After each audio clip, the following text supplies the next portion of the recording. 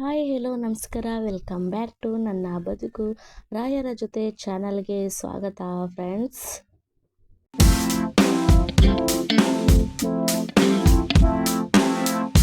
Hi hello ಎಲ್ಲರೂ ಹೇಗಿದ್ದೀರಾ? ಚೆನ್ನಾಗಿದ್ದೀರಾ ಅನ್ಕೋತೀನಿ. ಇವತ್ತಿನ ರೆಸಿಪಿ ಏನಂತ ನಿಮಗೆ ಆಲ್ರೆಡಿ ತಮಿಳ್ ನೋಡೇ ಗೊತ್ತಾಗಿರುತ್ತೆ. ಹೌದು, ಇವತ್ತು ತುಂಬಾ ರುಚಿಯಾದಂತಹ ಮಾರ್ನಿಂಗ್ ಟಿಫನ್ಗೆ ಏನು ಮಾಡ್ಕೊಳ್ಳೋದು ಅಂತ ನಾವು ಯೋಚನೆ ಮಾಡುವಾಗ ಈ ತರಹ ಆರಾಮಾಗಿ ಮನೆಯಲ್ಲೇ ಮಾಡುವಂತಹ ಗೀ ರೈಸ್ನ ನಾನು ಮಾಡಿ ತೋರಿಸ್ತಾ ಇದ್ದೀನಿ ಫ್ರೆಂಡ್ಸ್. ತುಂಬಾ ಚೆನ್ನಾಗಿರುತ್ತೆ ಕೂಡ. ಅದರ ಜೊತೆಗೆ ನಾನು ಗ್ರೇವಿ ಕೂಡ ಮಾಡಿ ತೋರಿಸೋಣ ಅಂತ ಅಂದ್ಕೊಂಡಿದ್ದೀನಿ ಫ್ರೆಂಡ್ಸ್. ತುಂಬಾ ಚೆನ್ನಾಗಿರುತ್ತೆ, ಎಲ್ಲರಿಗೂ ಕೂಡ ತುಂಬಾ ಇಷ್ಟ ಆಗುತ್ತೆ. ಮಕ್ಕಳಿಗೆ ಇದು ಟಿಫನ್ ಬಾಕ್ಸಿಗೂ ಕೂಡ ಕೊಟ್ಟು ಕಳಿಸ್ಬೋದು. ಬನ್ನಿ ಇದನ್ನು ಹೇಗೆ ಮಾಡೋದು ಏನು ಅಂತ ಇವಾಗ ನೋಡೋಣ ಫ್ರೆಂಡ್ಸ್. ನಾನು ಇವಾಗ ಗೀ ರೈಸ್ ಮಾಡೋದಕ್ಕೆ ಒಂದು ಬಟ್ಲಿಗೆ ಒಂದು 2 ಲೋಟದಷ್ಟು ಅಕ್ಕಿನ ಹಾಕ್ಕೋತಾ ಇದ್ದೀನಿ ಫ್ರೆಂಡ್ಸ್. ಮನೆಯಲ್ಲಿರುವಂತಹ ಅಕ್ಕಿನ ಹಾಕ್ಕೊಂಡಿದ್ದೀನಿ. ನೀವು ಯಾವ ಅಕ್ಕಿ ಬೇಕಾದರೂ ಕೂಡ ಹಾಕ್ಕೋಬೋದು. ಬಾಸುಮತಿ ಹಾಕಿದ್ರೂ ಕೂಡ ಇನ್ನು ಚೆನ್ನಾಗಿ ಬರುತ್ತೆ. ಸ್ವಲ್ಪದಷ್ಟು ಅದಕ್ಕೆ ನೀರು ಹಾಕ್ಬಿಟ್ಟು ಇದನ್ನು ಚೆನ್ನಾಗಿ ತೊಳ್ಕೊಂಡು ಬರ್ತಾ ಇದ್ದೀನಿ. ಚೆನ್ನಾಗಿ ನೀರು ಹಾಕಿ ತೊಳೆದಿಟ್ಟ ಮೇಲೆ ಇದು ಸ್ವಲ್ಪ ಹೊತ್ತು ನೆನೆಯೋದಕ್ಕೆ ಬಿಡಬೇಕು. ಸ್ವಲ್ಪ ನೀರು ಹಾಕಿ ಇದನ್ನು ನೆನೆಯೋದಕ್ಕೆ ಬಿಡ್ತಾ ಇದ್ದೀನಿ ಫ್ರೆಂಡ್ಸ್. ಅದು ಆಗೋ ಅಷ್ಟರಲ್ಲಿ ನಾನು ಇನ್ನೊಂದು ಪ್ಯಾನ್ ತೊಗೊಂಡು ಅದಕ್ಕೆ 1 ಚಮಚದಿಂದ 2 ಚಮಚದಷ್ಟು ತುಪ್ಪನ ಹಾಕ್ಕೋತಾ ಇದ್ದೀನಿ. ತುಪ್ಪ ಸ್ವಲ್ಪ ಚೆನ್ನಾಗಿ ಕಾದಿದ ಮೇಲೆ ಸ್ವಲ್ಪ ಎಣ್ಣೆನೂ ಕೂಡ ಹಾಕ್ಕೋತಾ ಇದ್ದೀನಿ ಫ್ರೆಂಡ್ಸ್.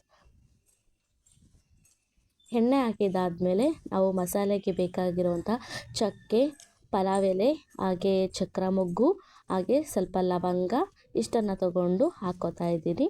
ಇದನ್ನು ಚೆನ್ನಾಗಿ ತುಪ್ಪ ಮತ್ತು ಎಣ್ಣೆಯಲ್ಲಿ ಹುರಿಬೇಕು.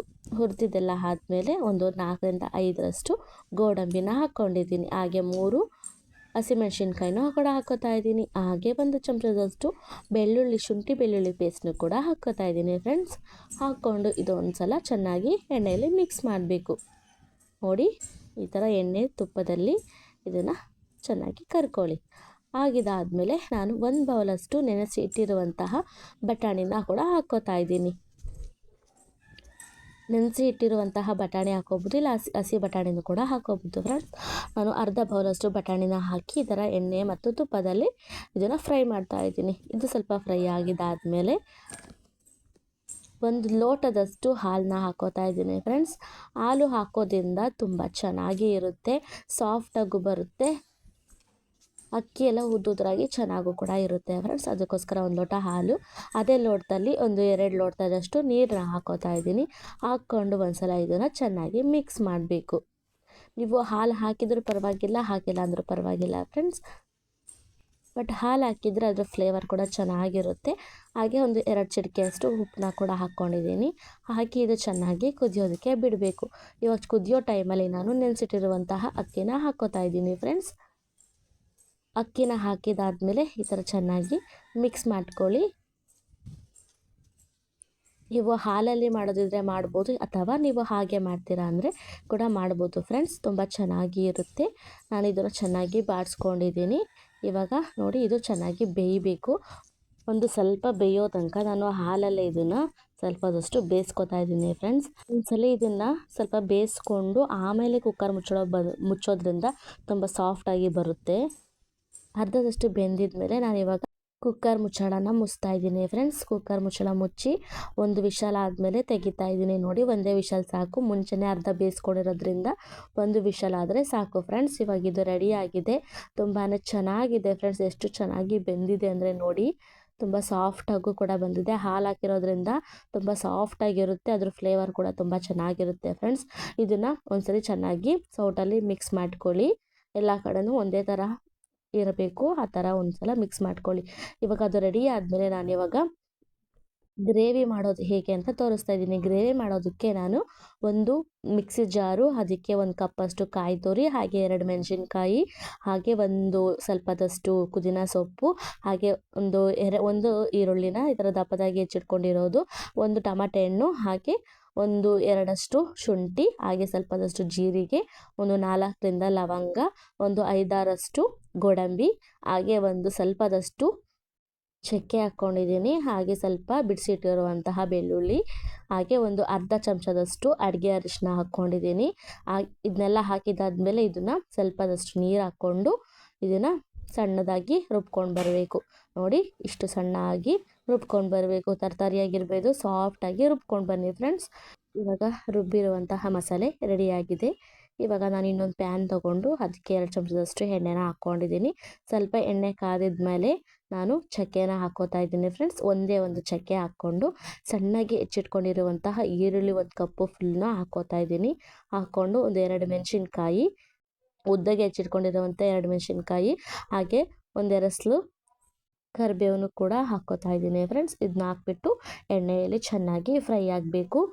ಈರುಳ್ಳಿ ಸ್ವಲ್ಪ ಗೋಲ್ಡನ್ ಕಲರ್ ಆಗಿ ಬರೋವರೆಗೂ ಇದನ್ನು ಫ್ರೈ ಮಾಡ್ಕೊಳ್ಳಿ ಫ್ರೆಂಡ್ಸ್. ಈರುಳ್ಳಿ ಸ್ವಲ್ಪ ಫ್ರೈ ಆಗಿದ್ದಾದಮೇಲೆ 1 ಚಮಚದಷ್ಟು ಶುಂಠಿ ಬೆಳ್ಳುಳ್ಳಿ ಪೇಸ್ಟ್ನ ಹಾಕ್ಕೊಂಡಿದ್ದೀನಿ. ಹಾಗೆ 1 ಚಮಚದಷ್ಟು ಅಡುಗೆ ಅರಿಶಿನ ಹಾಕ್ಕೊಂಡಿದ್ದೀನಿ. ಹಾಗೆ 1 ಕಪ್ನಷ್ಟು ಸಣ್ಣಗೆ ಹೆಚ್ಚಿಟ್ಕೊಂಡಿರುವಂತಹ ಬೀನ್ಸು, ಹಾಗೆ ಸಣ್ಣದಾಗಿ ಹೆಚ್ಚಿಟ್ಕೊಂಡಿರುವಂತಹ ಕೋಸಿಗೆಡ್ಡೆ, ಹಾಗೆ ನೆನೆಸಿ ಇಟ್ಕೊಂಡಿರುವಂತಹ ಬಟಾಣಿ, ಸ್ವಲ್ಪದಷ್ಟು ಕ್ಯಾರೆಟ್ನ ಹಾಕ್ಕೊಂಡಿದ್ದೀನಿ ಫ್ರೆಂಡ್ಸ್. ಎಲ್ಲ 1 ಕಪ್ನಷ್ಟು ನಾನು ಸಣ್ಣದಾಗಿ ಹೆಚ್ಚಿಟ್ಕೊಂಡು ಹಾಕ್ಕೊಂಡಿದ್ದೀನಿ. ಇದನ್ನು ಚೆನ್ನಾಗಿ ಎಣ್ಣೆಯಲ್ಲಿ ಫ್ರೈ ಮಾಡ್ಕೋಬೇಕು. ನೋಡಿ, ಇದು ಚೆನ್ನಾಗಿ ಎಣ್ಣೆಯಲ್ಲಿ ಫ್ರೈ ಮಾಡ್ಕೊಂಡಿದ್ದಾದಮೇಲೆ ಆವಾಗಲೇ ರುಬ್ಬಿಟ್ಕೊಂಡಿರುವಂತಹ ಮಸಾಲೆಯಲ್ಲಿ 1 ಚೌಟಷ್ಟು ಮಾತ್ರ ಮಸಾಲೆನ ಹಾಕ್ಕೋತಾ ಇದ್ದೀನಿ. ಹಾಕ್ಕೊಂಡಾದ್ಮೇಲೆ ಇದನ್ನು ಚೆನ್ನಾಗಿ ಈ ಥರ ಮಿಕ್ಸ್ ಮಾಡಬೇಕು ಫ್ರೆಂಡ್ಸ್.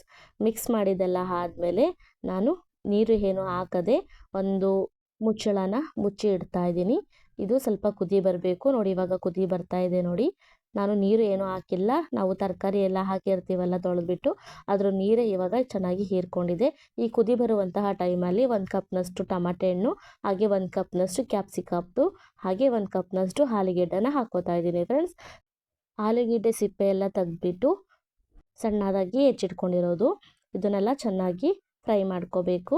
ಹಾಗೆ ನಮಗೆ ರುಚಿಗೆ ಎಷ್ಟು ಬೇಕೋ ಅಷ್ಟು ನೋಡಿಕೊಂಡು ಒಂದು ಅರ್ಧ ಚಮಚದಷ್ಟು ಕಲ್ಲುಪ್ಪು, ಹಾಗೆ 1 ಚಮಚದಷ್ಟು ಪುಡಿ ಉಪ್ಪು, ಹಾಗೆ 1 ಚಮಚದಷ್ಟು ಅಚ್ಚ ಖಾರದ ಪುಡಿ, ಹಾಗೆ 1 ಚಮಚದಷ್ಟು ಸಾಂಬಾರು ಪುಡಿನ ಹಾಕ್ಕೊಂಡಿದ್ದೀನಿ ಫ್ರೆಂಡ್ಸ್.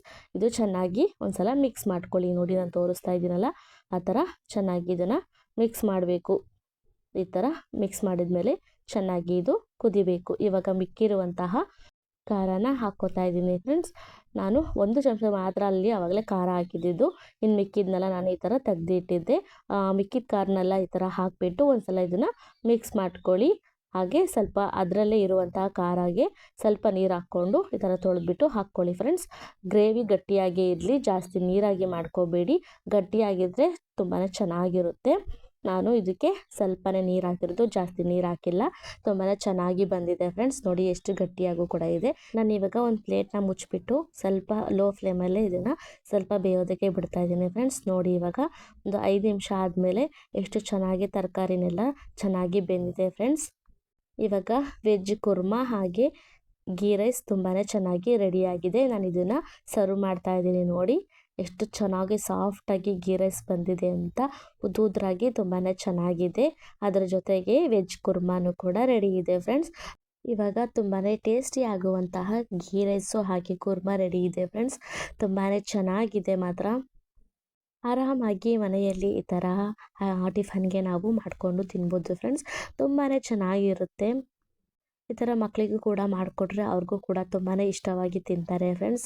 ಮಕ್ಕಳು ವೆಜಿಟೇಬಲ್ಸ್ ತಿನ್ನಲ್ಲ, ನಾವು ವೆಜಿಟೇಬಲ್ ಆಗಿ ಮಾಡೋಲ್ಲ ಅನ್ನೋರು ನೀವು ಆರಾಮಾಗಿ ಹಾಲು ಕುರ್ಮಾನ ಮಾಡ್ಕೊಂಡು ತಿನ್ಬೋದು. ನಾನು ಹಾಲು ಕುರ್ಮಾನು ಕೂಡ ರೆಸಿಪಿನ ಹಾಕಿದ್ದೀನಿ. ನೀವು ಬೇಕು ಅಂದರೆ ನನ್ನ ಚಾನಲಲ್ಲಿ ಚೆಕ್ ಮಾಡಿ ಫ್ರೆಂಡ್ಸ್. ಹಾಲು ಕುರ್ಮಾ ಹೇಗೆ ಮಾಡೋದು ಅಂತಲೂ ನಾನು ರೆಸಿಪೀಸ್ನ ಹಾಕಿದ್ದೀನಿ, ನೋಡಿ ಅದನ್ನು ಕೂಡ ಮಾಡ್ಕೋಬೋದು. ತುಂಬಾ ಚೆನ್ನಾಗಿರುವಂತಹ ಆಲೂ ಕುರ್ಮಾ ಆಗಿ ಗೀ ರೈಸು ಇವಾಗ ರೆಡಿ ಇದೆ. ನಿಮಗೂ ಈ ರೆಸಿಪಿ ಇಷ್ಟ ಆಗಿದ್ದರೆ ಪ್ಲೀಸ್ ಎಲ್ಲರೂ ಒಂದು ಕಮೆಂಟ್ ಮಾಡಿ, ಲೈಕ್ ಮಾಡಿ, ಹಾಗೆ ಶೇರ್ ಮಾಡಿ.